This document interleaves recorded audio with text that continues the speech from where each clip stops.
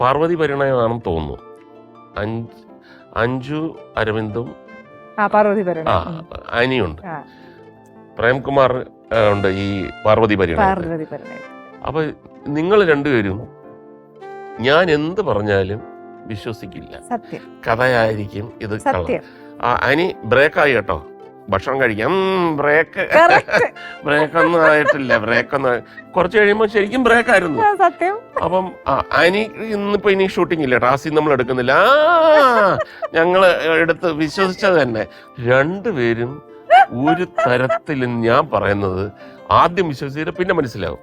അപ്പൊ ഞാൻ പ്രേംകുമാറിന്റെ അടുത്ത് നിങ്ങളൊക്കെ നിൽക്കുമ്പോൾ പറഞ്ഞ് ഇവർ രണ്ടുപേരും എങ്ങനെ മരിക്കാൻ പോകുന്നറിയാം, എങ്ങനെ അവരുടെ അന്ത്യം ഒരുപക്ഷെ ഇങ്ങനെ ആയിരിക്കും.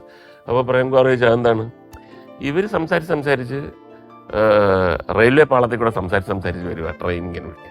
അപ്പൊ ബാക്കിൽ നിന്നൊരു ട്രെയിൻ വരുന്നു. അപ്പൊ ഞാൻ പറഞ്ഞു അഞ്ജു ട്രെയിൻ എന്ന് പറഞ്ഞിട്ട് അങ്ങനെ ആയിരിക്കും ഇവരുടെ. ശരിക്കും ആലോചിച്ചോ മുകേഷേട്ടൻ ഇതൊക്കെ ആ ഒരു ടൈമിലൊക്കെ മുകേഷേട്ടൻ നല്ല ഓർമ്മയുണ്ട്.